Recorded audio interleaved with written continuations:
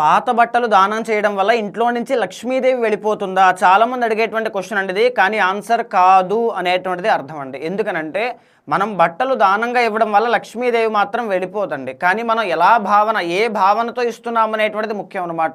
మనం శుభ్రమైన బట్టలు ఇస్తున్నామా, మంచి బట్టలు ఇస్తున్నామా, చిరిగిపోయినవి వాడుకోవడానికి మంచి స్థితిలో ఉన్నటువంటి బట్టలు ఇస్తున్నామా లేదా అనేటువంటిది ఇంపార్టెంట్ అండి.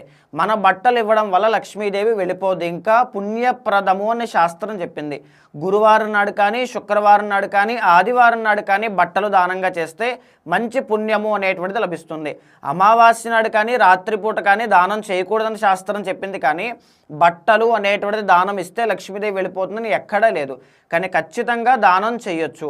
సో దీనివల్ల ఎలాంటి ఫలితాలు ఉంటాయి అంటే, మనకి పూర్వజన్మలో ఏవైతే చేసినటువంటి పాపాలు ఉంటాయో ఈ వస్త్రదానం వల్ల, అన్నదానముల వల్ల అవన్నీ కూడా క్లియర్ అయిపోతాయండి. బట్ బాగా గుర్తుపెట్టుకోండి, మానసికంగా సంతృప్తితోనే ఇవ్వాలి.